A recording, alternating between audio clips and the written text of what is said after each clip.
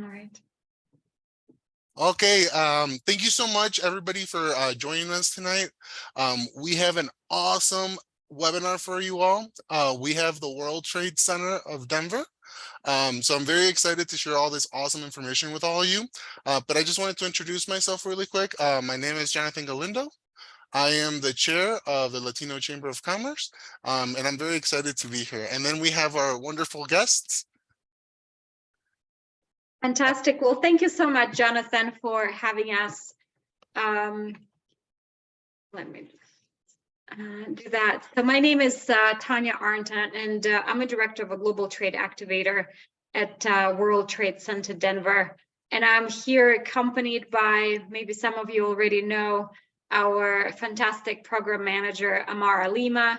She has been a face of the program, of our immigrant entrepreneur program, for a long time, and she was actually the one who was also helping to shape it and build the processes and the program itself. We are really excited to be here and to present on the topic of global trade. Our presentation will consist of two parts. Number one is we're going to go through some basics of international trade, of what's involved. And then we're going to talk about the Global Trade Activator Incubator for Immigrant Entrepreneur program at World Trade Center Denver. Thank you so much. And I just wanted to tell everybody in the audience that if you have any questions, if you please can put it on the chat. I know that a couple of you are joining us through Facebook Live. If you would like to comment your question, and we'll get all those questions and we'll ask our presenter. So thank you so much. All right, are we moving on, or is there a translation? It's happening simultaneously in another channel. Yeah. Oh, great. Fantastic. All right. So moving on. I wanted to start by just this global topic, right, of why is trade important? Why are we in this business? Why do we promote business? Why do we believe in trade? Why do we believe specifically in global trade? And first of all, it fuels economic growth. So it creates a lot of jobs, and it creates jobs domestically and internationally. The number three, it raises living standards, right? So, and we also have more goods and services that are more affordable in the United States. So we have more choice, right? So we have access to more products, but as well as supporting different communities and where maybe they have those products that are, that, you know, maybe they can grow more mangoes or things like this, right? So that now we in Colorado have the opportunity to enjoy those products here and vice versa. So when we talk about trade, we always think about two things. Number one is imports, or all the goods and services that are brought into United States. And the exports. So exports is everything that has been moved outside of the United States. So when we talk about export, so in 2022 alone, there were 2.8 trillion that were exported in goods and services, and 924 billion in services. Services are very, very hard to quantify, right? So anytime, for example, somebody downloads your software, that's already considered export. So, but there are regulations that are constantly changed to make sure that it's regulated correctly and that you can actually truly measure that number. And our top markets are Canada, Mexico, and China. So in terms of import, we have 3.2 trillion in goods and services in 2022. And top markets are the same: Canada, Mexico, and China. So US used to be actually the largest exporter for a long, long time. And very recently, China now is number one exporter. Actually, I have my notes here. So from the last time when I did this presentation, and US used to be the top, and now China is. So and this is just a good way, again, I just wanted to show this graph that it's from 2018 to 2022. So that everything in blue is the exports, right? So everything that goes out of United States, and the orange is imports. So typically in US, you see it's been like this for a while, that we see more imports than exports. There was a dip in 2020 due to pandemic, but then now you see it keeps growing. So I think it's a good graph for me to see as well, and to see also the export growing. Am I speaking slow enough, or do I need to slow down? I think you're doing excellent. Thank you. Okay, great. So let me bring it a little bit closer to home, since we are all in Colorado, right? So let's look at the statistics as well. So exports, I always will start with exports, because exports is something that our government is really wants us to support, right? So and also like to kind of lower that deficit that we have between the exports and imports. Top markets like Canada, Mexico, and China, again for Colorado as well. And imports, again, we have a little bit higher number, so 20 billion in goods. Well, this was actually updated, sorry, it's 2018, but it's statistics for 2022. And we have products that are imported from 168 countries. I'm curious if anybody in the audience know, and I'll open the chat here, but do you know what is our top product that we export out of Colorado? Can you put it in the chat? I'm just gonna give it a few. He said oil, petroleum. Okay, not quite. But think more. What is the product? What is number one product that we export? I'm gonna say lamb. Lamb. Okay, you are in the right category. It's meat. Yes. So great. So now I'm kind of jumping this. So now that we understand that there are imports and exports, right? So this is all the international trade is about. So we're going to look at first a little bit on export, or what does it take for company or for the entrepreneurs to export some products. And then we're going to talk about the importing, because I know like Kelvin, for example, he's importing coffee, right? So we'll talk about the process, what that looks like. Hey, Tanya, I am so sorry to interrupt you, but we had a slight technical difficulty with my interpreter. She just got back on. Can you give me a quick second just to set it up again? Yeah. Thank you so much.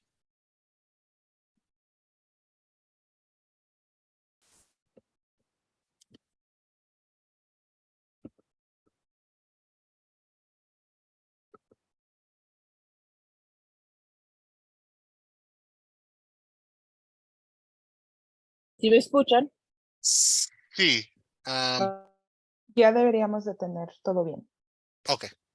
Thank you so much, Tanya. I think we're ready to go. Okay, fantastic. All right, so we're going to move on to the export.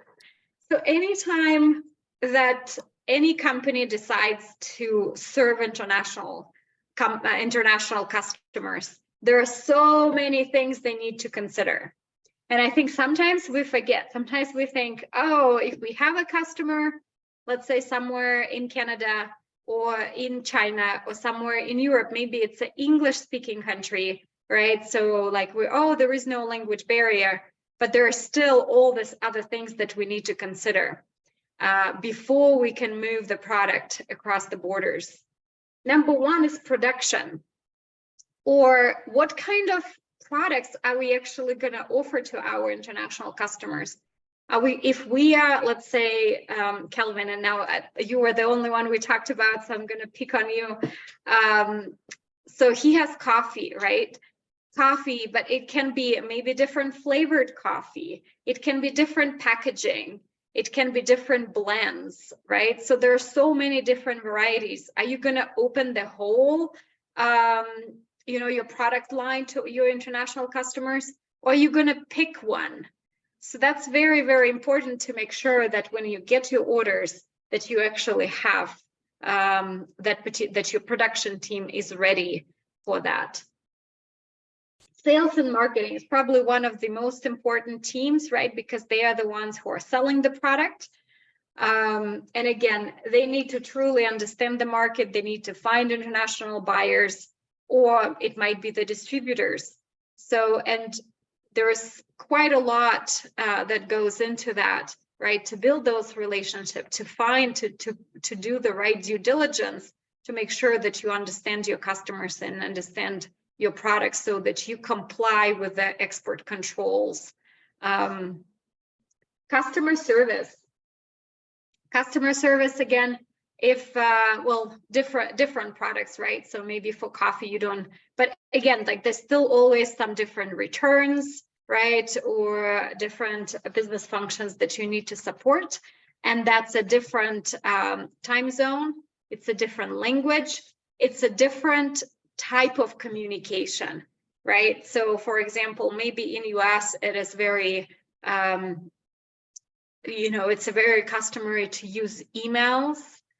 Maybe in some countries you use WhatsApp, or, like in China, for example, it's what's their chat also app that is used the most, right? So you really need to understand your customers, what kind of support they require in their own country. Finance and accounting. Again, building those relationships with the banks, making sure that you get paid and your customer gets paid. All the documents that are needed for that is extremely important. So if you are operating and if you have your financing department, it's important that they are ready for those international transactions. Procurement and purchasing, again, right? So sometimes we buy different product or outsource, right? So just really important that they know, for example, that there will be bigger volumes, for example. Human resources as well. Like if you are hiring somebody, really, especially if you're hiring somebody outside of the United States. So I really need to be aware of different regulations of that particular country. Legal and shipping and distribution, of course, how you're going to get those products there. So a lot of this is kind of applies to imports as well, because that's international trade, just, it's export, but importing here. So you are exporting from one country and importing to here. So the same rules apply as well. When we're talking about sales, building out an online presence, because that's what, when you have new customers, this is where they're gonna go to check out your website, right? To know that you are legit business as well. Also, how you can find your international buyers. There are some resources that are available through the US government services. For example, US Commercial Service, their product is called Gold Key. So this is when you know where you want to export, and they will help you. There is a cost associated with that, but it's not a very big cost. It's definitely worth it, because they will be able to connect you with the right distributors of the representatives from your specific industry, so that you have those validated customers and distributors and partnerships that you can build. State government services as well. So on the state level, there are quite a few resources as well available for you if you want to export. Actually, can I ask a question, and can we put in the chat, are you exporting, or do you want to take your services outside of United States, or you importing? Can you just write export or import? I'm just curious to see what's the WeChat. Rosabelle, thank you so much. Yeah, that's in China. I actually used to live in China. I don't know how I forgot. Importing. Yeah, okay, great. So I see a couple of people that are saying that they're importing. Yes. Okay. All right. So I'm just going to go pretty quick through this, but to be honest, it's a lot of it import coffee. Great. Yes. Fantastic. Some of it, it's the same thing, right? So like, for example, visiting and attending different trade shows to showcase your product. That's also one way of finding your clients. Network with industry peers. I think this is what we're doing here later on as well. So I would welcome all of you to be part of the Latino Chamber of Commerce, World Trade Center Denver, any sort of organizations. We all work together. We all support, businesses. We all want you to succeed, and we always want you to work with a different organization, make sure that you find the right resources. And I'm gonna just move through that. So finding the sales, finding your buyers. That's again, and I guess this is also a good way to think about it, even when you're thinking about your own product, right? So there are two strategies for the product itself. So for example, if you already have your product in your country, or like in the country where you want to import from, there are two things. You can do the standardization. So like Nike and Levi's, they use that strategy. So no matter where you are, the product is the same, right? So it's the standard across all the countries. And then adaptation. Adaptation is probably more common way to handle your product. So this is when you adjust it specifically for your market. So especially if you've been selling your products already in the country of origin, and now want to bring to US, you really want to consider some of the things like different tastes, different foreign regulations, packaging preferences, making sure that the labeling requirements are the same. Like even if for example, what are we using here? It's pound versus kilogram, right? And so making sure that all those are being translated as well.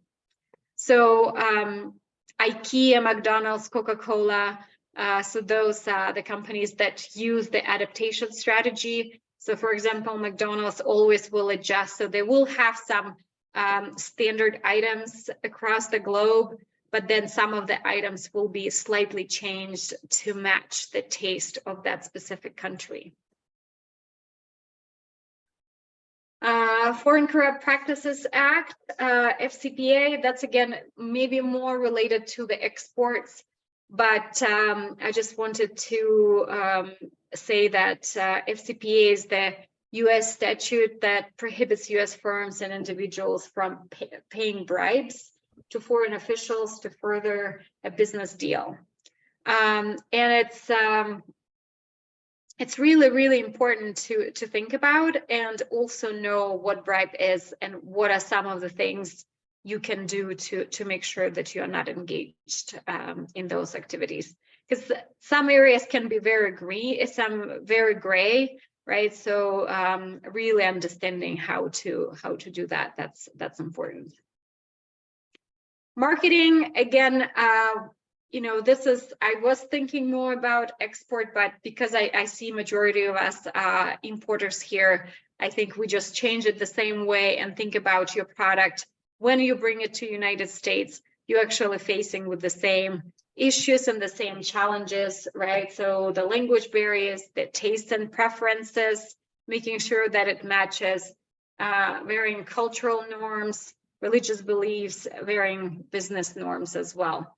So that applies again, whether you are talking on email, what's the customer service looks like, right? There are certain standards that American customers are accustomed to, and it's important that you provide that level of support and you know, like whether it is documentation, whether it is customer service and things like this. So the way you do business here. Now we're going to briefly talk about import compliance. So import compliance, the U.S. Customs and Border Protection, or CBP for short, is the agency that regulates imports. Let me get my notes here. And they mostly collect the revenue, collect trade statistics, and enforce import laws. So the most important thing that I want you to understand about importing, that the responsibility for importing goods into the United States lies solely on the importer. So that means that you as an importer always will be responsible for those, even if you're using you know, freight forwarder or some other third parties. Just know that all the responsibility is always on you. It's also not the right, but it's a privilege. So that's why it's important to comply with all the regulations.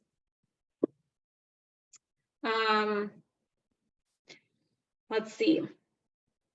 Sometimes they also, some other agencies may also play a role in the importation of certain items, like the food products, for example, or they might issue licenses and permits, right? In most cases, you will not need a license to import goods in the United States. So this is the simplified graph process map of importing of imported shipments, or things that you kind of need to do. So upon arrival to the US, the importer of record must file all the required entry documents, pay appropriate duties on the merchandise, and receive authorization from CBP before their goods can be released from the port of entry. So next slide. Yeah, U.S. Customs and Border Protection, so CBP, expects importers to act with reasonable care in providing the most accurate information to CBP. So in other words, it is your responsibility to give customs accurate information that you have verified yourself, right? So that's, I think that's, I just want to make sure that that's comes across, that it's still, no matter who is maybe handling, or maybe you hired somebody, it's still your responsibility to make sure that all the information is accurate. All right. So typically when we import, there are four main questions we want to answer. Number one is, what is it? What is the product? Number two, what is the value? Number three, where is it from? And number four, what is the quantity? And it seems like it's such easy questions, but it's actually not as straightforward as you might think. So that's why it's important to prepare those documents accurately, so that your products can clear the customs quickly and easily. So what is it? First of all, you need to classify your product on the, so we have what is called Harmonized Tariff Schedule, or HTS code. And there is HTS US. So basically what it is that the first 6 digits of this code are the same in all countries. So all the products are classified the same way. And then the last 2 digits are specific to United States. So when we're classifying the product, there are 99 chapters in this. So it's a gigantic document. But it's important to read this carefully and read also all the notes to it so that you classify correctly. For example, this green tea, you see there is, and here's the duty. So for example, it's a green tea that is flavored. It's 6.4% duty rate. And if it's other certified organic, it's free. So there is no duty rate. So those little notes are extremely, extremely important. You also here see the countries. So that's important as well. So it's important to classify. And actually what, like a quick story on that, they were actually, have you noticed that there were a lot of, I think it was t-shirts that were like in sports gear. We started seeing a lot of t-shirts that have pockets. So that's actually one of them. It's called tariff engineering. Is there are specialists that look into that to make sure that they can really understand the HTS codes. And so what they found is if you just import a t-shirt, it has 1 duty rate. So let's say it's 30%. I don't know exactly, so please don't quote me on that. But if it's a t-shirt with a pocket, the duty rate drops significantly because that's considered to be a different category. That is very interesting, by the way. I just wanted to comment that. That's awesome. Yeah, so that's why it's important to consistently look into that and make sure that you are understanding that and you find the right HS code. But that's sometimes how then our goods and services and the things that we buy is also formed by, right? So we think that, oh, maybe customers requested those t-shirts with pockets, but maybe there is some tariff engineering that happened there, and they found that there was this category with t-shirts with pockets, could get a better duty rate. I believe it was maybe Nike or Adidas or somebody like one of the big companies that they found that, and then we started seeing that through the industry as well. All right, so what is the value? So that's another really, it's actually a very complicated question of what's the value of the goods that you're gonna put on your documents, because based on the value of the goods, you will need to pay your duties and taxes, right? So is it the price paid by your vendor? Is this from inputs provided to the manufacturer? So for example, if you are just selling it to manufacturer, is that going to be the price? Or very often there might be a middleman, right? So you might be, so let's say if your shipment is going from a third country, so there might be one price that was between 2 companies that was established, and then the third country is receiving a different one. So transfer pricing consideration, that's that category. So you do need to include all of that in your value. And where is it from? So that's another, that's a really big question as well, because sometimes when we think is that if the shipment is coming from Honduras, right? Or because I know we have somebody from there, or if the shipment is coming from Mexico, that probably means that the product is product of Mexico. But it is not always the case, right? Because there are free trade agreements and things like this, so it's really need to have the certificate of origin, especially if there are some for example, some fabric or some sort of merchandise, like t-shirts or some clothing that you are importing, really need to understand where is this, what is the origin of this product. So for coffee as well, right? So where is the coffee has been grown, or maybe, you know, if it was, it might be imported from another country.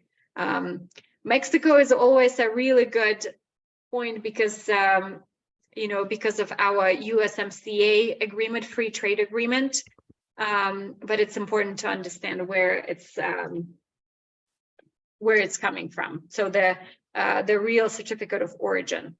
I have a quick question.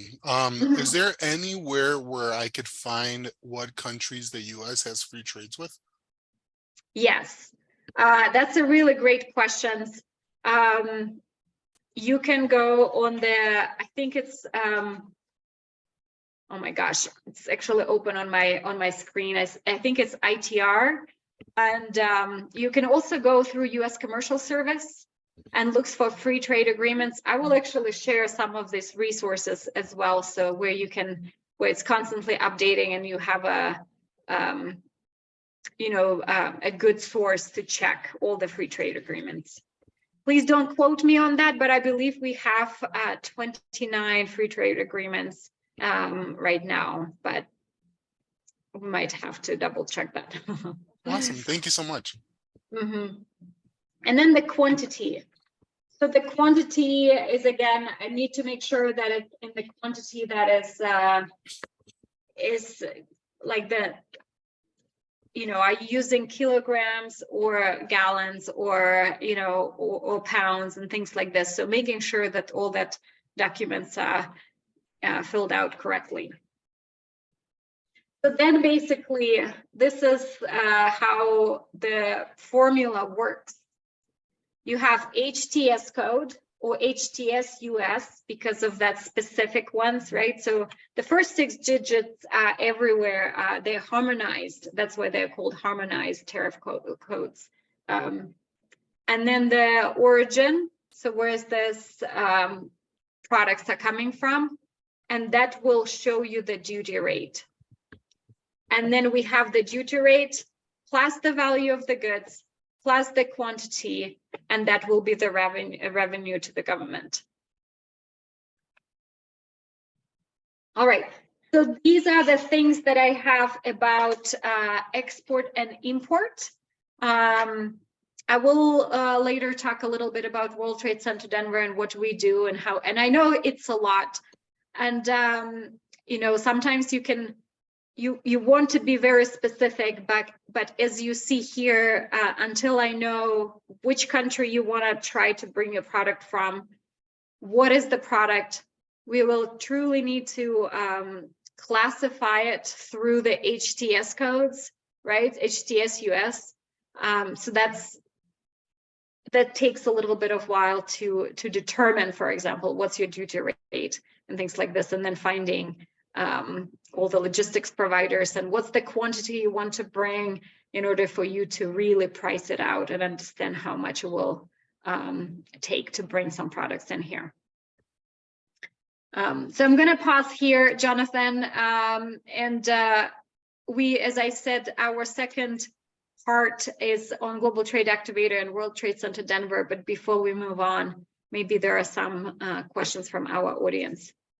Yeah, definitely. Anybody that's on Facebook Live, please feel free to share the write your questions on the comments.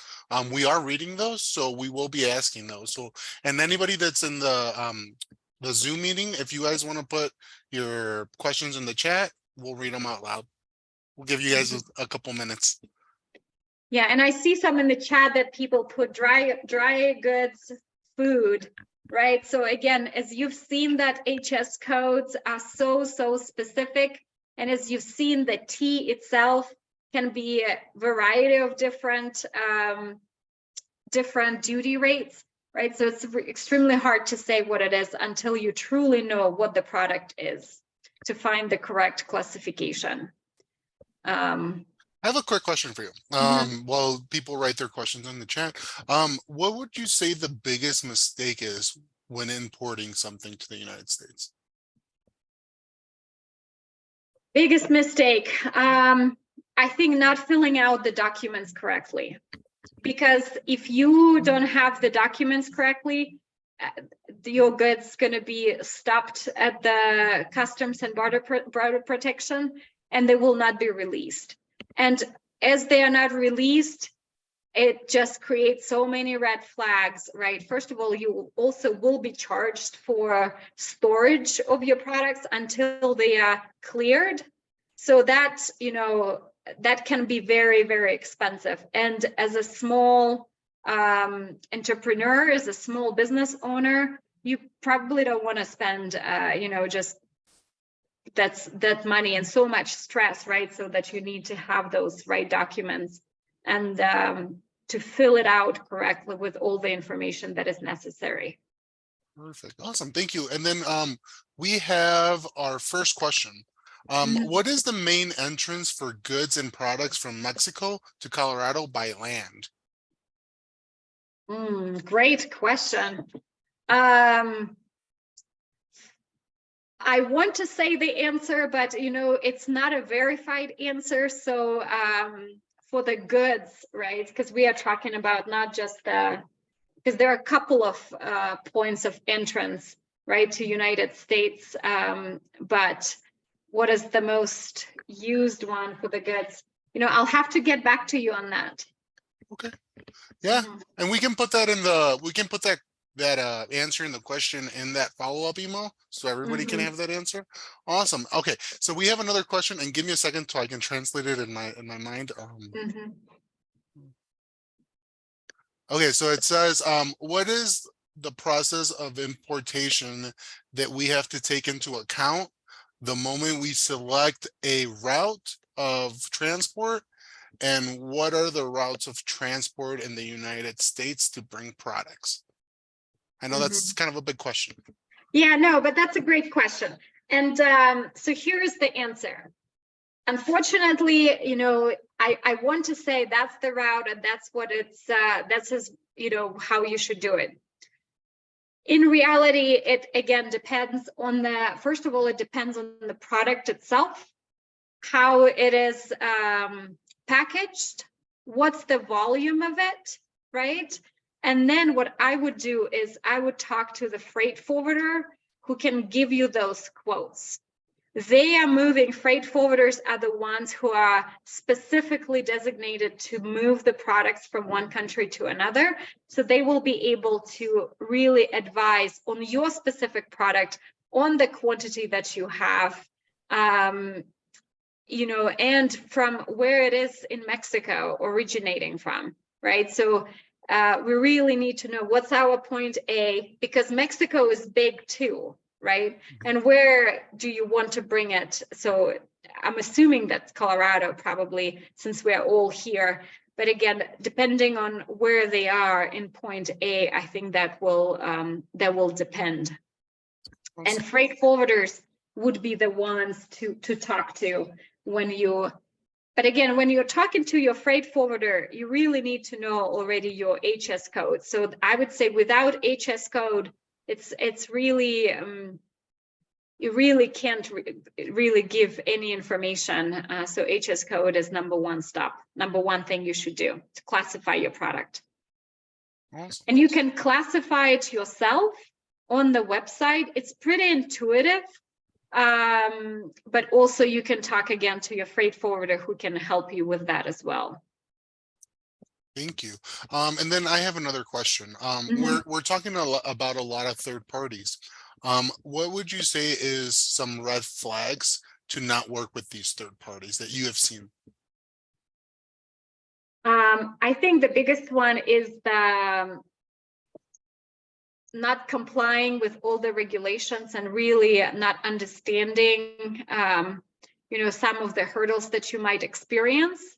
And the reason why I talk a lot about it is that you might lose this privilege to import again to United States. So you really don't want to start your business in the wrong foot, right? So you really want to make sure that you're complying with all the regulations.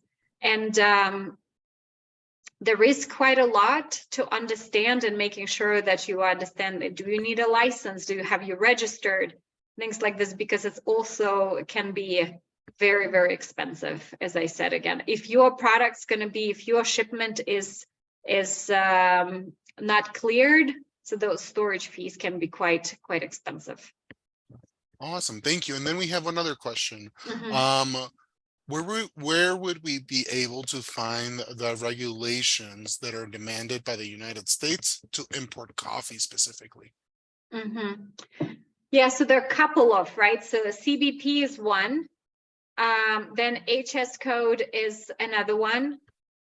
So again, like looking at those, because it's also not only the product itself, but where it is coming from. So making sure that you have your certificate of origin, right? So that certificate, because if it's coming from Mexico, again, just the fact that it's coming from Mexico still does not guarantee that the product is the product of Mexico, right? So we do need to have that certificates of origin.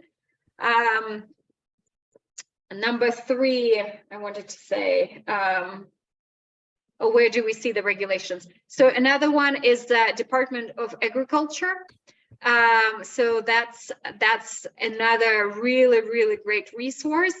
Here in Colorado, we have Department of Ag as well, and they're really fantastic in helping small businesses. They're actually quite they have a couple of different programs that are helping and importers and exporters. They even have some grants available.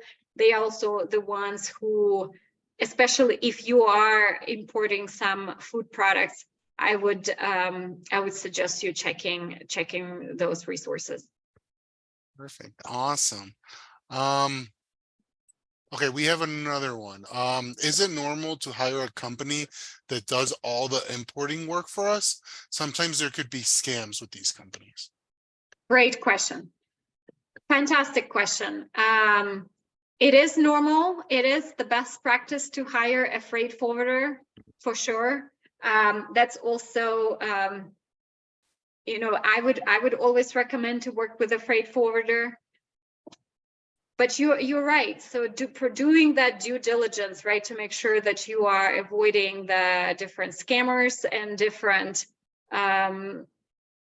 you know, like maybe some people who maybe they've tried it, maybe they're just starting it, right? So, and again, we are supporting entrepreneurs, so I wouldn't say that they have, you know, I think if they want to start a venture like this, that's, you know, their thing, but make sure that you do your own due diligence.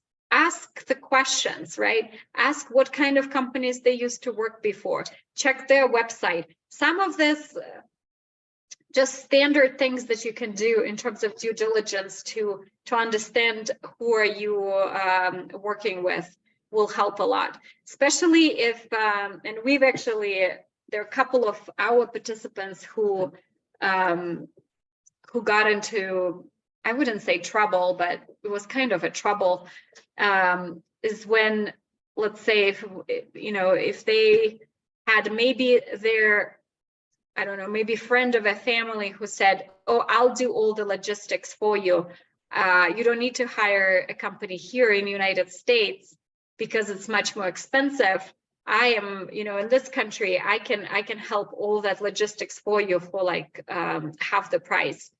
But then what happened is that maybe they have experience in importing to other countries, but not to United States, right? Or maybe they have imported some products into United States, but not the same category, right? So they might not understand the specifics of the products. So we had with one of our customers, it was, yeah, the products were held at customs. They had to pay a lot of money, had to hire a lawyer, had to get all the documentations done before they could actually get their products, and the products could get released, and making sure that, you know, that they didn't, that they complied with all the regulations and all the requirements so that they will not be denied for the second time to import. So, yeah.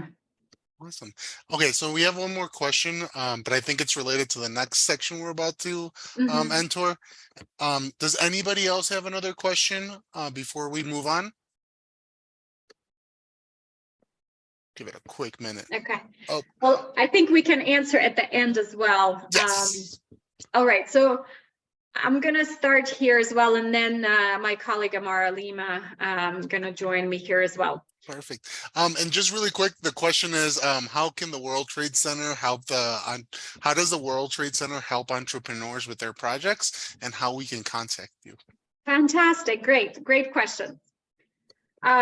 So first, I did want to talk about World Trade Center Denver on its own. Like, what do we do, right? So we are a network.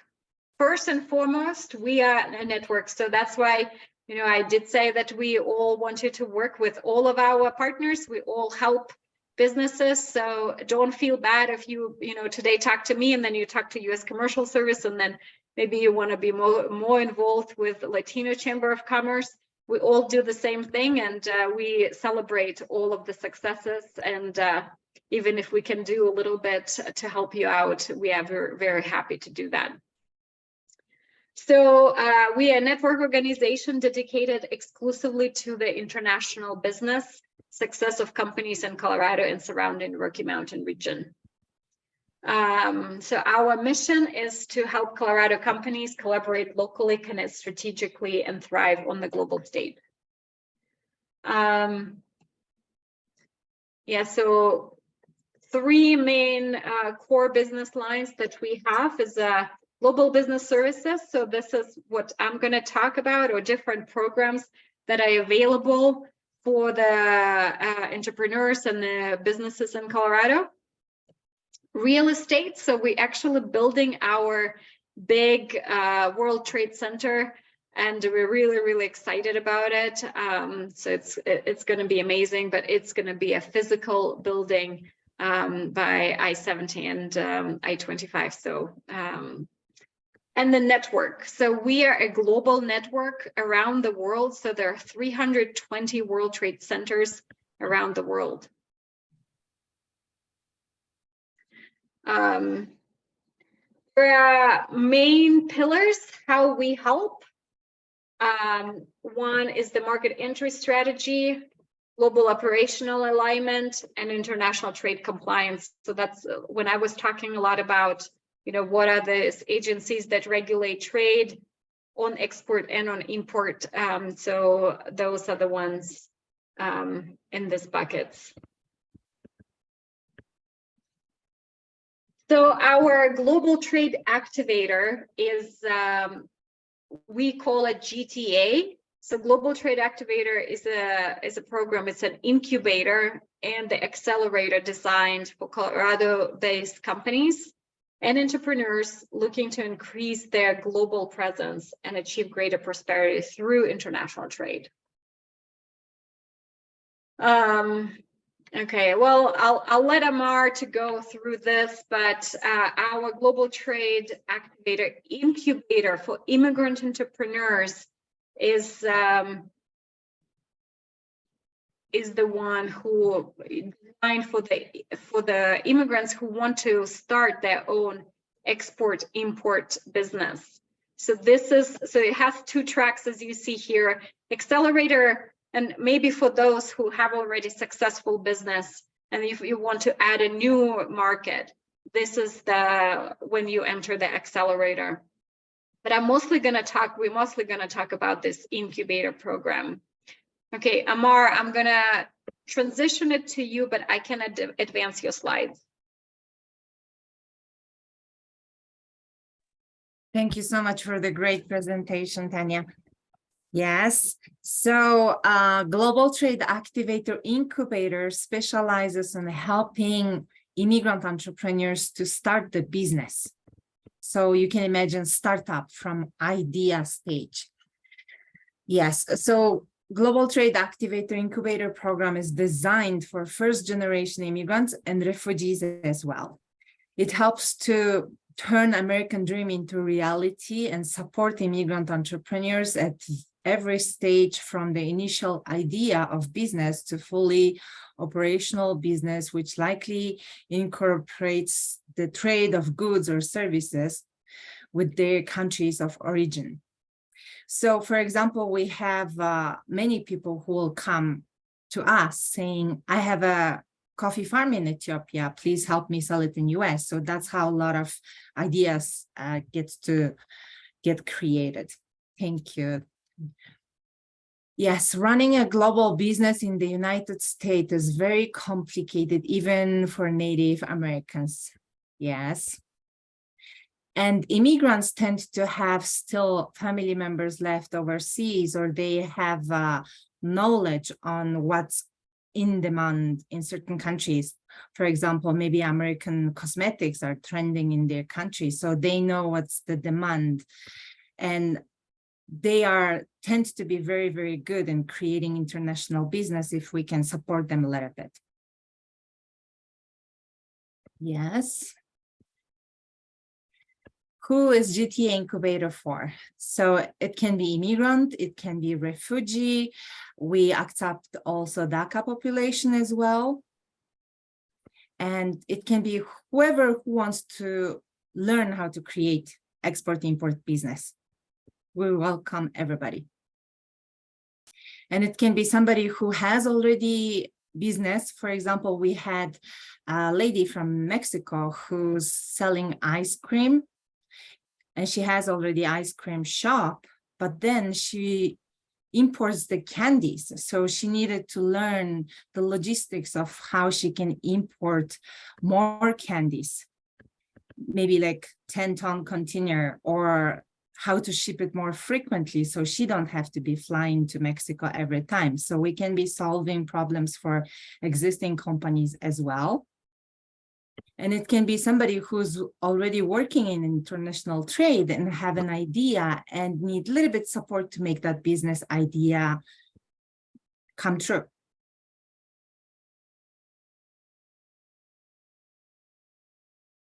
So in GTA Incubator program, we usually talk to you. For example, you could be in the business ideology part, you might have a company already, or you might have a partner overseas who wants you to be the 50% owner in Colorado, and maybe you will be trading goods with each other. So situation can depend on everybody and it can be different.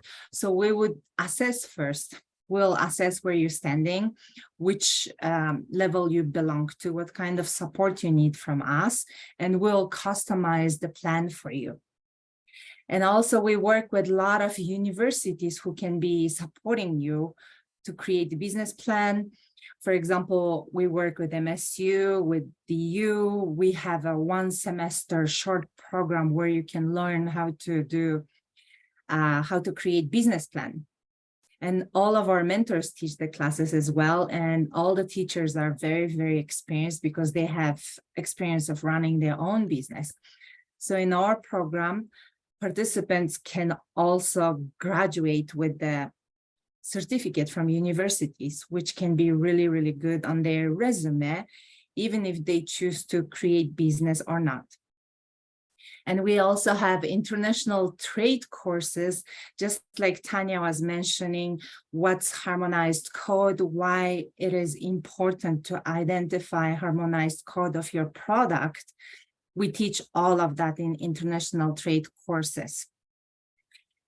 And we have specific workshops. We do on-demand workshops. So for example, if we see many of our participants are coming up with a brand new idea that maybe you need to register the trademark to protect your IP rights. If you develop the brand new product from scratch, from zero, that could be different comparing to just importing, exporting, reselling the product. That could be different. So we will customize it depending on demand. What we see in our program, we come up with a lot of on-demand workshops. And we always try to make it very, very practical. So our participants will be able to ask the questions and will be solving the questions in the same time. And also we have a lot of mentors in our program from many different sectors: shipment logistics, trademark regulations, FDA regulations, accounting. All kinds of mentors with specific experiences will be mentoring our participants in our program. And also we have many students who can be helping with creating business plan, doing market research, because a lot of participants tend to have a little bit challenge with English because it's second language. So we have a lot of students who can be helping you putting together the business plans, as long as you can answer the questions such as, what's your price? Who's your supplier? Where are you going to be selling? As long as our participants can understand all the steps that they need to clear, we have many, many students who can help. And also we have many coaches like Tanya and me who will be helping you. So in our program, we are dividing participants to level 1, 2, and 3. So to explain what's level 1, for example, we have mentioned somebody comes to us saying, I have coffee farm in Ethiopia. I have all the resources, but I don't know how to create company, how to start selling legally my product here, where I should start selling, where my customers. So we accept all those people who have these ideas, but don't know how to start. So we accept them and we teach them. And in level 2, we have participants who identify their product, because usually in level 1, we have participants who have multiple business ideas. For example, 10 different ideas, but we don't know which one is possible to export the import, because not every product is possible or not every product is profitable. So in level 2, we have participants who identify their on-demand product that is profitable, makes sense to do business. Then we move them to the next stage, which will be creating business plan. And during creation of business plan, we'll be solving all the technical issues. For example, how are you going to ship it? How much tariffs would you be needing to pay? All these things will be solved in level 2. And we have many, many students who can help in this level. And also our staff will be helping. For example, we will be doing bi-weekly meetings in person or online to help you move to the next stage, to identify what's the problem now, and we'll be solving to move to the next stage. So our participants can become very, very quickly successful if they can be solving problems every time we meet. Yes. There's a quick question. Let's see, what program or course would be better for a person who wants to import? Do you have a recommendation on that?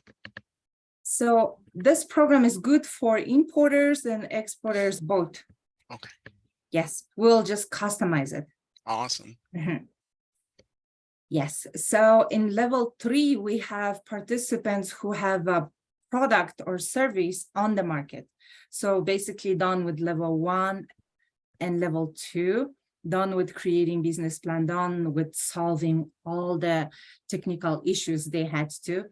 And then we'll be focusing on selling the product, reaching, maybe selling online, maybe selling in marketplaces, or maybe selling in stores.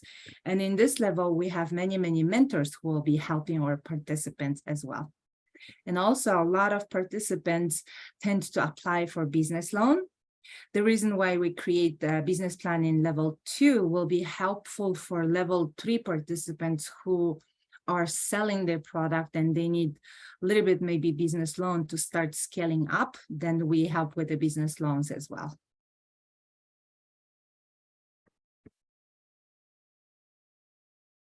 So World Trade Center Denver International Trade Education has 80% discount. So we teach a lot of things such as export strategy, import logistic, export documentation, export-import compliance, global e-commerce, international sales and marketing. World Trade Center Denver advisors will be advising bi-weekly. We'll be reaching out, me including and Tanya as well, we'll be reaching you out to make sure you're doing well in the program, what kind of needs you have for more program, we'll be assessing that.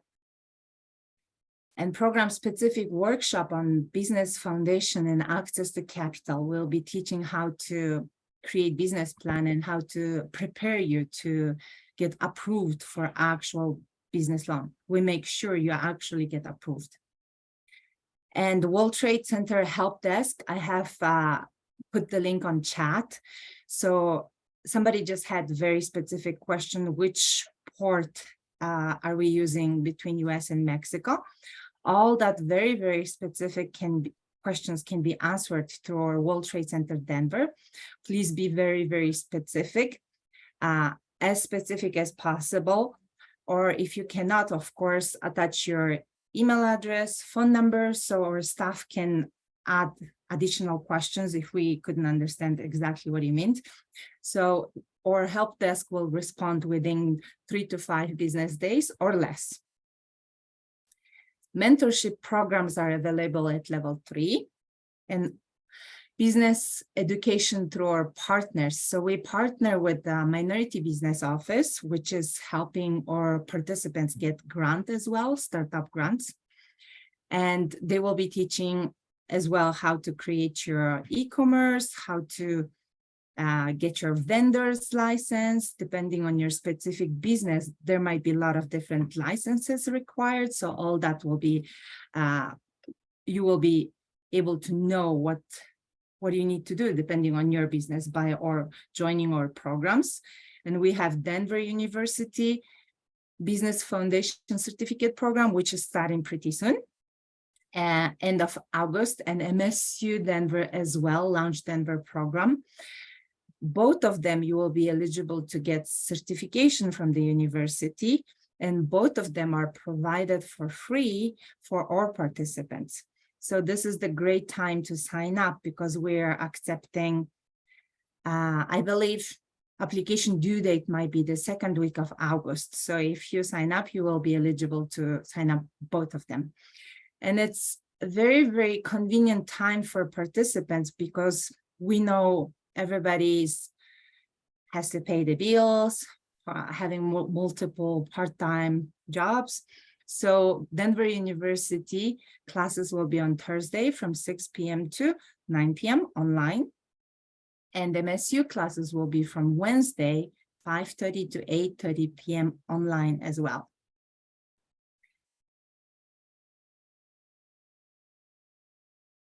So yes, our membership is $100 per year, which is very, very surprising, right? With all what we offer.